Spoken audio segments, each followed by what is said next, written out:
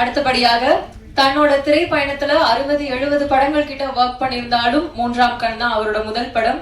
S, இந்த படத்தை வந்து டெபியூ டைரக்டராக அறிமுகமாக கூடிய டைரக்டர் சாகு கணேசன் அவர்களை பற்றி நிறைய விஷயங்கள் ஆர்டிஸ்ட் பேசினாங்க. ஆனா நிச்சயமாக ஒரு மல்டி ஸ்டாரர் படத்தை வந்து ஃபார் த ஃபர்ஸ்ட் டைம் அவர் படம் எடுக்கும் போது சேலஞ்சிங்கான விஷயங்கள் பல இந்த படத்துல இருந்திருக்கும். சோ முன்னணி நட்சத்திரங்களை வச்சு ஒரு ஸ்ட்ராங்கான கதைக்களத்தை நம்ம கிட்ட கொடுக்க வராரு. So I welcome director Sagu Ganesan அவர்கள்.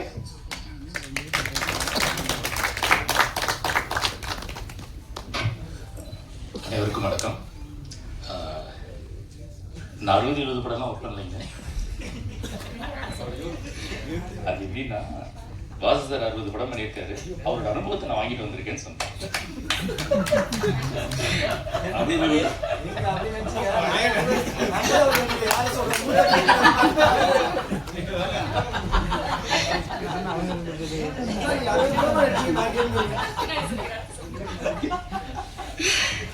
நல்லது.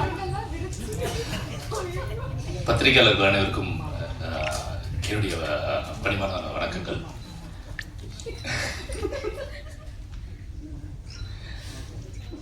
இந்த படம் ஒரு வித்தியாசமான ஒரு படம்.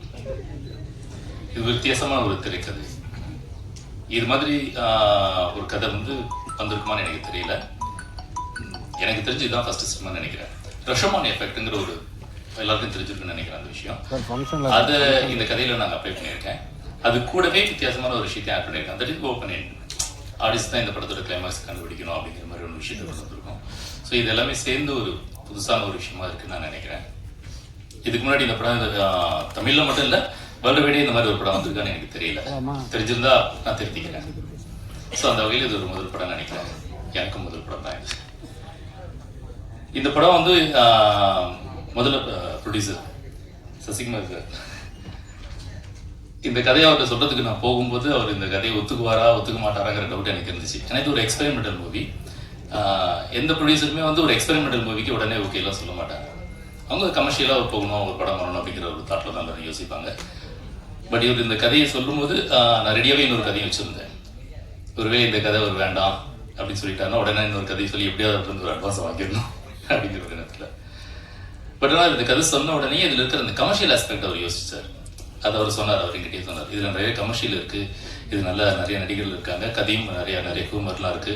இது ஒரு மர்டர் மிஸ்ட்ரிங்கிறதையும் தாண்டி இதில் நிறைய ஹியூமர் இருக்கு, இளைஞர்களை கவரக்கூடிய சில விஷயங்கள்லாம் இருக்குது அப்படின்னு சொல்லிட்டு இதுவே ஒரு பண்ணலாம், வேற எந்த ஆப்ஷனுமே நம்ம யோசிக்கவே வேண்டாம் அப்படிங்கிற மாதிரி ஒரு முடிவு எடுத்தாரு. ரொம்ப தேங்க்ஸ் சார், ரொம்ப தேங்க்ஸ் சார்.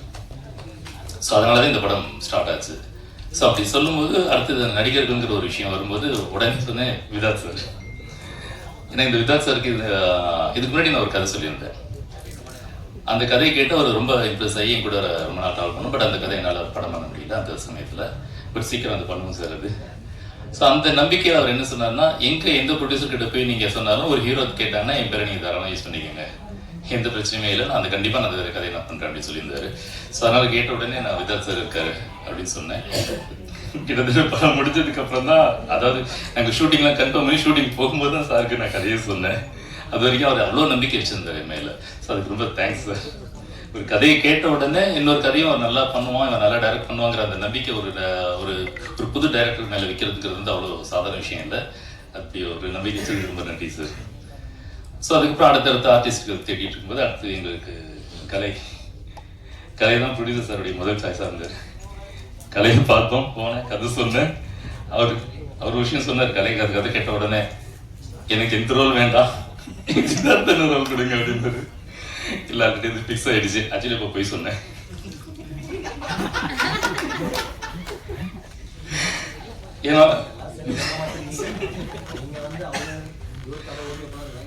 ஏன்னா விதாத் சாருக்கு இப்ப கதையை சொல்லலையே. அதாவது நான் எந்த ரோல் கொடுத்தாலும் நடிக்கிறதுக்கு தயாரா இருந்தாரு. வேற வழியில் ஏன்னா இந்த ரோல் விதாத் சார் பண்ணாதான் நல்லா இருக்கும் அப்படிங்கிறதுனால அதை நான் ஃபிக்ஸ் பண்ணியிருந்தேன். கலைக்காக செலக்ட் பண்ண ரோல் கலை மட்டும்தான் பண்ண முடியும். நீங்க நான் மிகைப்படுத்தி சொல்லலை, நீங்க படம் பார்த்தீங்கன்னா தெரியும். ஏன்னா இது வந்து ஒரு சத்தம், ஒரு கொஞ்சம் அதிகமான டெசிபிள் போனாலே பிரச்சனையாகக்கூடிய ஒரு கேரக்டர். நம்ம நார்மலாவே நம்ம வீட்டில் ஒரு சின்ன சவுண்டுகள், ஒரு ஃபோனை கீழே வச்சா கூட சில பேருக்கு அது நாய்ஸ், ஒரு பெரிய நாய்ஸாக தெரியும், ஒரு எரிச்சல் உருவாக்கும். அது சில சமயங்களில் சில நேரங்கள் அப்படி வரும். ஆனால் எப்பவுமே வரக்கூடிய ஒரு கேரக்டர். ஸோ அதனால அவருடைய கதாபாத்திரமே வந்து அவர் நடக்கிறதே ரொம்ப சாஃப்டா நடந்தாகணும், ரொம்ப அதிர்வா இருக்கக்கூடாது. ஏன்னா அவருடைய சத்தமே அவருக்கு டிஸ்டர்ப் ஆகிடும். ஸோ அதனால ரொம்ப ரிலாக்ஸ்டா ரொம்ப நிதானமா எடுத்து வைக்கிற அந்த பூனை நடந்து வர மாதிரி நடந்து வரணும். அந்த மாதிரி எந்த பொருளை எங்கே வைக்கிறதா இருந்தாலும் அதுவே கவனமா வைக்கணுங்கிற அந்த மாதிரியான ஒரு டிஃபிகல்ட்டான ஒரு இது இருந்தது. அவர் பேசுறதே அவர் சவுண்டே ரொம்ப கம்மியா கேட்கணுங்கிற மாதிரியான ஒரு இது இருந்தது. இப்போ இங்க பாருங்க, பயங்கர கலாய்ச்சி பயங்கரமா பேசிட்டு இருக்கிற ஒரு ஆளு அங்க ரொம்ப மினிமமான வார்த்தைகள் பேச வச்சோம். இன்னும் சொல்றதுன்னா அவருடைய வசனங்கள் நீங்க கவனிச்சு பாத்தீங்கன்னா படத்துல தமிழ்ல வந்து குறில் நெடில்னு இருக்கு. இந்த நெடில்ங்கிறது அதிகமா பயன்படுத்தப்படும். ஸோ அந்த அந்த சவுண்ட் இருக்கு இல்லையா, அந்த ஹெவியா இருக்கு, அந்த சவுண்ட் எதுவுமே வராதபடி ஒரு குறில் சவுண்ட்லயே கொண்டு வந்திருப்பேன் நிறைய இடங்கள்ல. அதை கரெக்டா அப்சர்வ் பண்ணி கரெக்டா அதை ப்ரெசென்ட் பண்ணது ஒரு பெரிய விஷயம். அது படத்துல ஒரு சீன் இருக்கும், சாருன்னு ஒரு வார்த்தையை சொல்லுவார். ஒரே சாருங்கிறத பல இடத்துல திரும்ப திரும்ப அப்படி ரிப்பீட்டடா சொல்லிக்கிட்டே இருக்கணும். ஒவ்வொரு இடத்துலயும் ஒவ்வொரு வேரியேஷன். சிவாஜி சாருக்கு அப்புறம் அவர் தான் பண்ணாரு.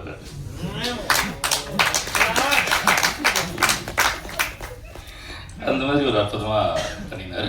படம் முழுக்க அவருடைய பிரசன்ஸ் ரொம்ப சூப்பராக இருக்கும். அது மாதிரி டப்பிங், நான் நிறைய படங்கள் ஒர்க் பண்ணியிருக்கிறேன். வாசு சார் கூட, தங்கர்பச்சன் சார் கூட எல்லாமே ஒர்க் பண்ணியிருக்கேன்.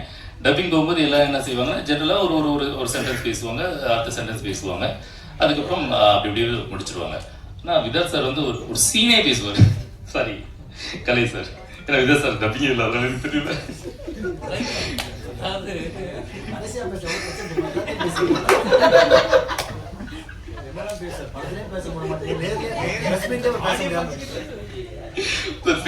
பேசுறதுக்கு நிறைய இருக்கு சார்.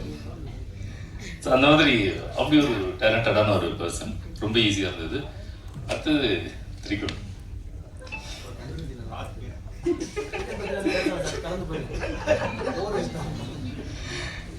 இந்த படத்துல நிறைய பேர் நாங்கள் பேசியிருந்தோம். அது ஆக்சுவலி திரிகுண் கேரக்டருக்கு வந்து நிறைய ஆப்ஷன் எங்ககிட்ட இருந்தது. பட் அன்ஃபார்ச்சுனேட்லி சில காரணங்களால் அவங்களோட எங்களால் பண்ண முடியாமல் போனபோது லாஸ்ட் மினிட்ல ஷூட்டிங் கிட்ட நெருங்கிட்டு இருக்கு. எனக்கு அது ஒரு சார்மிங்கான ஒரு நல்ல ரிச் லுக் இருக்கக்கூடிய ஒரு ஆர்டிஸ்ட் எனக்கு தேவைப்பட்டு இருந்துச்சு.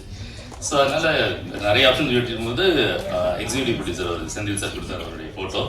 அது வரைக்கும் அவர் எனக்கு தெரியாது. ஸோ அதை பார்த்த உடனே நான் ஃபிக்ஸ் பண்ணிட்டேன். சார் இவர் தான் சார் இந்த கதைக்கு கரெக்டாக இருப்பார், இவ்வளோ பேர் மிஸ் ஆனது காரணம் இவர் தான் போல இருக்கு.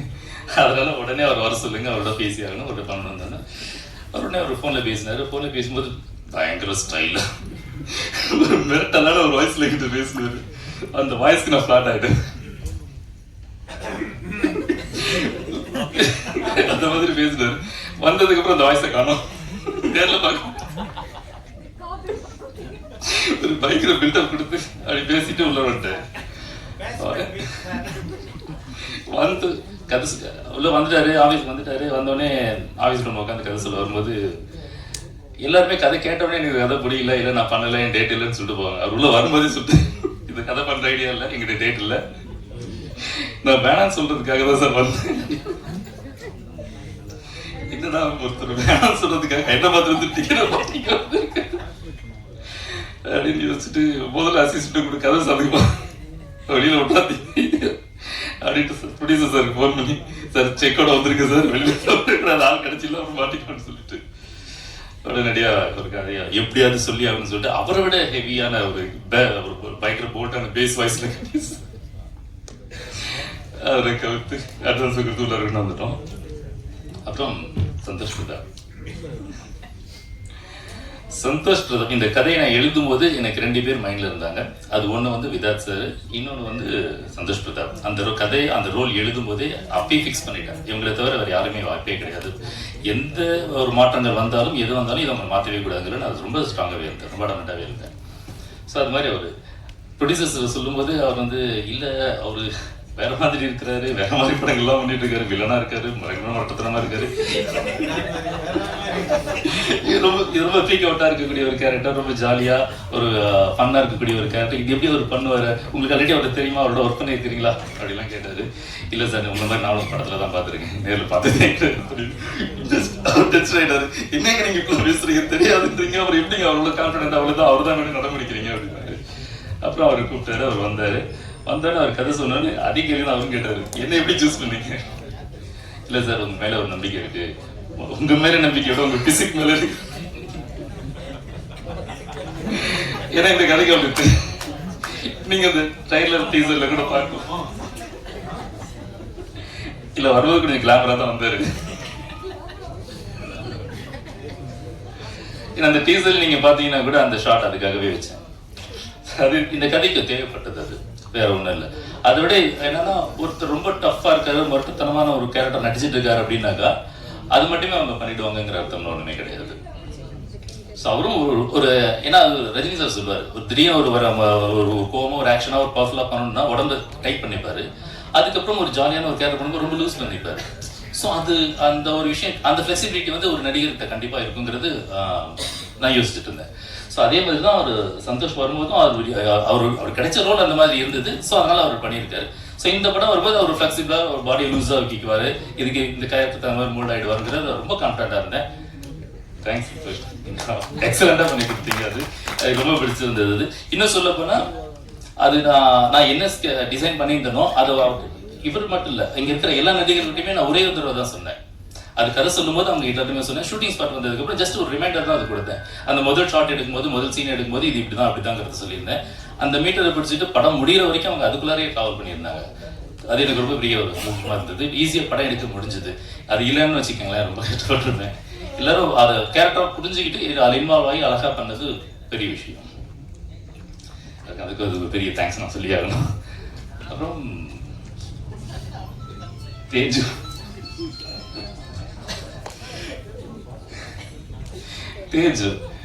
இந்த நிறைய ஹீரோயின் பேசிட்டு இருந்தோம், நிறைய பேர் வந்தாங்க, எல்லாருமே பண்றதுக்கு தயாராக தான் இருந்தாங்க. ஆனா என்னவோ காரணங்களால அது மிஸ் ஆகிட்டே இருந்துச்சு. அதுக்கப்புறம் தேஜ் தான் வரணும்னு இருந்திருக்கு போல இருக்கு விதி.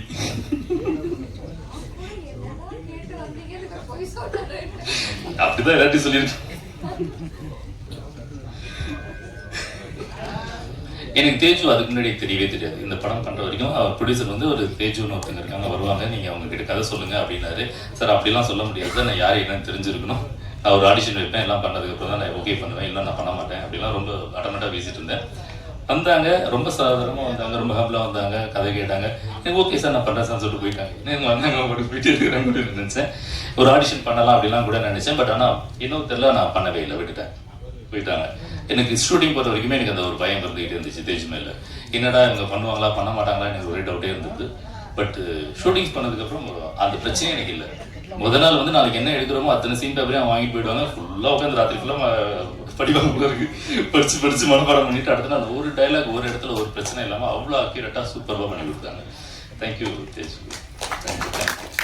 அதே மாதிரி டப்பிங்லேயும் அவங்களும் ரொம்ப சிறப்பாக பண்ணி கொடுத்தாங்க. நான் அவங்க வாய்ஸ் எனக்கு வந்து இன்னும் கொஞ்சம் வேறு மாதிரி வேணும் அப்படிலாம் நான் நினச்சிருந்தேன். இன்னும் வேறு யாராவது மாற்றி டப்பிங் பேச வைக்கலாமான்னு கூட ஒரு யோசனை எனக்கு இருந்துச்சு. பட் இருந்தாலும் முதல்ல ட்ரை பண்ணிவிடுவோம் அப்படின்னு சொல்லிட்டு வர வச்சு பேசினேன். ஏன்னா அது வேண்டாம், நான் சொல்ல வேண்டாம். ஸோ அவங்க வந்தாங்க, வந்து பேசினாங்க, ரொம்ப சிறப்பாக பேசியிருந்தாங்க. ஆனால் டப்பிங்கில் நடந்த விஷயம் தான் கொஞ்சம் அவரை பற்றி இப்படி தான் வந்தாங்க, நல்லா தான் வந்தாங்க. டப்பிங் முடிச்சுட்டு வெளியில் வரும்போது முடியலாம் தேய்ச்சி காணுங்கிற, ஏன்னா பேசும்போது இப்படி இப்படி தேய்ச்சி முடியல அப்படிலாம் கொட்டி அது மாதிரி. அப்புறம் தேஜு கூட ஒரு முக்கியமான ஒரு ரோல், படத்தோட கீ பாயிண்டா அந்த கதையோட தேஜோட கதையை நகர்த்தக்கூடிய ஒரு முக்கியமான ஒரு கேரக்டரா ஒரு ரோல் இருந்தது. அந்த ரோலுக்கு நிறைய தேடிக்கிட்டே இருந்தேன். நிறைய பேர் வந்து அது எனக்கு சூட்டே ஆகலைன்றப்போ அப்போது நாங்கள் என்னுடைய அசிஸ்டண்ட் ஒருத்தர் வந்து அவங்களுடைய ஃபேஸ்புக் காமிச்சாங்க, அத்துல்யாவை பார்த்த உடனே அவனுக்கு என்னோட கேரக்டருக்கு எக்ஸாக்ட்லி இவங்க தான். ஏன்னா அந்த ஒரு போல்டான ஒரு ரோல் அது. அந்த போல்டான ரோலை ஹேண்டில் பண்ணக்கூடியதுக்கு ஒரு தனித்திறன் தேவை இருக்கு. அது வந்து அவங்களை பார்த்தோன்னே எனக்கு தோணுச்சு, ஓகே இவங்க கரெக்டாக பண்ணுவாங்க அப்படின்னு எனக்கு தோணுச்சு. பட் இருந்தாலும் இவங்க பர்ஃபார்ம் பண்ணுவாங்க இல்லையன்றது ஒரு சின்ன சந்தேகம் எனக்கு எப்பயுமே அது உண்டு. ஏன்னா அது நான் இது முன்னாடி ஒர்க் பண்ண வசதியார்கிட்டையும் தங்கர் வசதியார்கிட்டையுமே அதை நான் கற்றுக்கிட்டேன். எந்த ஆர்டிஸ்டாக இருந்தாலும் ஒரு ஆடிஷன் பண்ணுங்கிறது ஒரு விஷயமா வச்சுருந்தேன். ஸோ அதே மாதிரி அவங்ககிட்டையும் கேட்டேன், அவங்க எனக்கு ஒரு சீனை அனுப்புகிறேன், நீங்கள் இது பண்ணி தர முடியுமா அப்படின்னு கேட்டேன். அவங்க அங்கே கேரளாவில் இருந்தாங்க, ஒன்றுமே பிரச்சனை எதுவுமே யோசிக்காமல் உடனே அவங்க பண்ணி எனக்கு அனுப்பிச்சிருந்தாங்க. எனக்கு பிடிச்சது, அடுத்த நிமிஷமே வர வச்சுட்டோம், உள்ளே வந்துட்டாங்க. ரொம்ப தேங்க்ஸ். ஸோ இதே மாதிரி அடுத்தது ஜான்விஜய் சார். இந்த படத்தில் இவங்களெல்லாம் தாண்டி இவங்க அத்தனை பேருமே ஹேண்டில் பண்ணக்கூடிய ஒரு ஆள். சமாளிக்கணும், சண்டை போடணும், பிரச்சனை பண்ணணும், டார்ச்சர் பண்ணணும், எல்லாம் பண்ணணும் அப்படிங்கிற ஆளாக வரும்போது அதுக்கு ஜான்விஜய் சார் சொன்ன உடனே எல்லாருமே உடனே ஓகேட்டாங்க. ஒரே சாய்ஸ் தான்ங்கிற மாதிரி எல்லாருமே ஓகே அப்படின்ட்டாங்க. அவர் இன்னைக்கு வர முடியல, ஒரு ஷூட்டிங்கில் இருக்காரு. வந்துருந்தானே இது கொஞ்சம் செட்டு கலகலன்னு மாறி இருந்திருக்கு, இந்த ஸ்டேஜே வர மாதிரி ஆகிருக்கும். ஸோ ரொம்ப சிறப்பாக பண்ணியிருந்தாரு. அவர் படம் பண்ணது அந்த ஷூட்டிங் வந்து ஒரு 5 நாள் தான் ஒர்க் பண்ணார். பட் ஆனால் டப்பிங் அவர் கூப்பிடும்போது சார் இதனா 2 மணி நேரத்தில் நான் பேசிட்டு போயிடுவேன் சார், ஒரு 5 நாள் தானே வந்தேன் அப்படின்னாரு. இல்லை சார் நீங்கள் ஒரு நாள் தேவைப்படுவீங்க சார் அப்படின்னு. எவ்வளோ படம் பண்ணியிருக்கிறேன், எனக்கு ஜஸ்ட் ஒரு 2 மணி நேரம் போதும் அப்படின்ற மாதிரி சொன்னார். முதல்ல ஸ்டுடியோக்கு வாங்க சார், டப்பிங் தியேட்டர் வாங்க, வந்தோடனே பார்த்துட்டு சொல்லுங்க அப்படின்னு. வந்தோடனே அவரோட சீன்ஸ்லாம் பார்த்தோன்னே ஐயா சார் இது இவ்வளோ இருக்குது, இதுக்கு 2 நாள் ஆகும் போல இருக்குதுன்னு சொல்லிட்டு அப்புறம் எனக்கு கேட்டு ஃபுல்லாக சின்சியராக இருந்து அதை பண்ணி கொடுத்துருந்தாரு. அப்போ ஒரு உடம்பு சரியில்லாமல் இருந்துச்சு நான் நினைக்கிறேன், அதையும் மீறி அவர் சிறப்பாக பண்ணி கொடுத்தாரு, ரொம்ப நல்லா இருந்தது. ஸோ இதுக்கப்புறம் தேஜோட மதர் ஒருத்தங்க பண்ணியிருக்காங்க, அவங்க ரொம்ப சிறப்பாக பண்ணியிருக்காங்க. சுந்தர டிராவல்ஸ் ராதா அவங்க, இன்னைக்கு அவங்களால வர முடியல. அதை தவிர ஸ்வேதான்னு ஒருத்தவங்க நடிச்சிருக்காங்க, ஒரு கலையோட பேரை நடிச்சிருக்காங்க, அவங்களும் ரொம்ப சிறப்பாக பண்ணியிருக்காங்க. பட் எல்லாருமே ஷூட்டிங்கில் கம்மிட் ஆனதுனால அவங்களால வர முடியல. அப்புறம் சரத் வந்து கடைசி நிமிஷத்துல தான் ஜாயின் பண்ணார், அப்படின்னு இருந்தார். அது எனக்கு தெரியாது, ஆனால் டிவிலாம் அதிகமாக பார்க்கறது இல்லை, அதை பற்றி எதுவும் தெரியாது. எப்போ ரீல்ஸில் வர்றது உண்டு, யாராவது எதாவது சொன்னாங்கன்னா பார்க்கறது உண்டு. அது இது என்ன பழக்கம்னு எனக்கு தெரியல, அப்படி ஒரு பழக்கம் அப்படி ஆயிடுச்சு, அது மாற்றிக்க முடியல. அதனால எனக்கு பெருசாக தெரியாது சார், அதை பற்றி எதுவும் தெரியாது. சார் வந்த உடனே அவர் நிறைய காமெடி பண்ணுவார், பயங்கரமாக அப்படி பண்ணுவார் இப்படி பண்ணுவார் அப்படின்லாம் சொல்லியிருக்காங்க. அதனால நான் அவருடைய ரீல்ஸ்லாம் பார்த்தேன் கொஞ்சம். உண்மையாக நிறைய காமெடிலாம் நல்லா தான் பண்ணிட்டு இருந்தார், அது ரொம்ப இன்ட்ரெஸ்டிங்காக இருந்துச்சு. ஆனால் ஒரு காமெடி ஆர்டிஸ்ட் கூட இந்த ரோலுக்கு போடுறோமே அப்படிங்கிற ஒரு கேள்வி எனக்கு இருந்தது. பட் இருந்தாலும் சரி வர வைப்போம்னு சொல்லிட்டு வர வச்சேன். ஏன்னா எப்போ ஒருத்தர் காமெடி பண்ணி மற்றவங்களை சிரிக்க வைக்கிறாங்களோ அப்போ அவங்களால எல்லாரோடும் பண்ண முடியுங்கிறது வந்து விதி, ஈஸியாக பண்ண முடியும். ஒரு சீரியஸான ஒரு டஃப்பான ஒரு ரோல் எல்லாருமே பண்ண முடியும். பட் ஆனால் ஒரு காமெடி வந்து எல்லாரும் பண்ணி சிரிக்க வைக்கிறதுங்கிறது ரொம்ப விஷயம். ஏன்னா காமெடிங்கிறது சப்ஜெக்டிவ். அது ஸோ ஒருத்தருக்கு காமெடியாக தெரியும், இன்னொருத்தருக்கு ஒரு மாதிரியாக தெரியும். அதனால அது பண்ணுறதே ஒரு பெரிய விஷயம், ஒரு பெரிய சவால். அதை அவர் சக்ஸஸ்ஃபுல்லாக அவர் பண்ணிட்டு இருக்காரு அப்படிங்கும்போது அவருக்கு நான் எந்த ரோல்னா தைரியமாக கொடுக்கலாங்கிற ஒரு கான்ஃபிடன்ஸ் இருந்துச்சு. ஸோ வந்த உடனே இதை எடுத்தோடனே அவர் சொன்ன மாதிரி இது காமெடி படம் இல்லை, காமெடி ரோல் இல்லை, இது ஒரு சீரியஸ் ரோல் அப்படின்னு அவர் வெளியில் போயிடலாமா கூட யோசிப்பான்னு நினைக்கிறேன். சரி இருந்தாலும் பரவாயில்ல, இந்த படத்தை பண்ணுவோம் போனால் போதும் அப்படிங்கிற மாதிரி ஏதோ ஒத்துக்கிட்ட மாதிரி வந்த உடனே அவர் கம்ப்ளீட்டாக அவர் நான் சேஞ்ச் பண்ணி அவரை சின்சியராக அவர் பண்ண வச்சேன். ரொம்ப தேங்க்ஸ் சார். ஓகே டைம் ஆகுதுன்னு சொல்லிட்டு ஓகே சொல்லலாம். அப்புறம் டெக்னீஷியன்ஸ், மியூசிக் டைரக்டர் ரொம்ப சிறப்பாக மியூசிக் பண்ணி கொடுத்தாரு. டைம் ஆயிடுச்சு, சாரி ரொம்ப எனக்கு பேச முடியல. இந்த படத்துக்கு எனக்கு ஒரு பெரிய சப்போர்ட்டாக இருந்தது வந்து முதல்ல கேமரா ரொம்ப சூப்பராக பண்ணியிருந்தாரு, ரொம்ப அட்டாக்மாக பண்ணியிருந்தாரு. நான் என்ன நினச்சோன்னா அந்த ஃபீல் அழகாக அவர் கொண்டு வந்து கொடுத்துருந்தாரு. அந்த அவர் அழகாக கொடுத்த ஒரு விஷயத்த ராமர் ரொம்ப சிறப்பாக எடிட் பண்ணியிருந்தாரு. அது ஒரு நிறைய சண்டை நாங்கள் போட்டிருந்தோம், எல்லாம் பண்ணியிருந்தாலுமே கூட. பட் அதெல்லாம் தாண்டி நல்ல ஒரு விஷயமா எடுத்துகிட்டு வந்தோம். டேரக்டர் நான் என்ன நினச்சேன்னா அந்த ஃபீல் எல்லாத்தையுமே எங்களுக்கு கிடைச்ச ஒரு டைம் ஸ்பேஸில் கிடைச்ச ஒரு பட்ஜெட்டில் அவ்வளோ அழகாக சூப்பராக பண்ணி கொடுத்துருந்தாரு. நீங்கள் படம் பார்த்தீங்கன்னா அது நீங்கள் தெரிஞ்சுப்பீங்க, அவ்வளோ அழகாக அவர் பண்ணியிருந்தாரு. ஸோ அதுக்கப்புறம் டிசைனர் சூப்பராக பண்ணியிருந்தார் சந்து, ரொம்ப தேங்க்ஸ் சந்துரு, ரொம்ப அட்டாசமாக பண்ணி கொடுத்தீங்க. ரொம்ப நான் நினச்சேன் மாதிரி எல்லாமே நிறைய விஷயங்கள் நிறைய பண்ணி கொடுத்தீங்க, எல்லாமே நல்லா இருந்தது. பர்டிகுலர்லி இந்த கலரிஸ்ட் நான் சொல்லணும், இந்த படத்தோட கலரிஸ்ட் ரொம்ப அழகாக பண்ணியிருந்தார் அவர். பிரசாத் நேச்சுரலியில் இருக்காரு, அவர் ரொம்ப அருமையாக பண்ணியிருக்காரு. இப்போ நிறைய பெரிய பெரிய படங்கள்லாம் பண்ணிட்டு இருக்காரு. இந்த படத்துக்கு ஃபுல் எஃபோர்ட் எடுத்து அவர் பண்ணி கொடுத்தாரு. அண்ட் தென் சவுண்ட் டிசைனிங் உதயும் அருமையாக பண்ணி கொடுத்தாரு, ரொம்ப சூப்பராக பண்ணியிருந்தார். அவர் ரொம்ப இன்வால்வ் ஆகி அவர் அழகாக பண்ணி கொடுத்தாரு. சவுண்ட் டிசைன் பண்ண சதீஷ், அவருக்கும் என்னுடைய நன்றி, ரொம்ப அழகாக பண்ணி கொடுத்தாங்க. எல்லாருமே இந்த படத்தில் சிறப்பாக பண்ணியிருந்தாங்க. பட் என்ன எவ்வளோ பேர் இருக்காங்க தெரியல. என்னோட அசிஸ்டன்ட் டைரக்டர்ஸ் அவங்களாம் ரொம்ப ஹார்ட் ஒர்க் பண்ணாங்க. ரொம்ப ஷார்ட் டைமில் இந்த மாதிரி ஒரு படம் பண்ணது நிறைய பேருக்கு இது ஒரு முதல் படம். ஆனால் அவங்க எல்லாருமே சின்சியராக ஒர்க் பண்ணாங்க. அத்தனை பேருக்குமே என்னுடைய தேங்க்ஸ். அப்புறம் யாரையும் மிஸ் பண்ணிட்டு தயவுசெய்து மன்னிச்சிக்கங்க, டைம் ஆயிடுச்சு. ஜூன் 12 படம் ரிலீஸ் ஆகுது, கண்டிப்பாக தேட்டர் படம் பாருங்கள், சப்போர்ட் பண்ணுங்கள். தேங்க்யூ.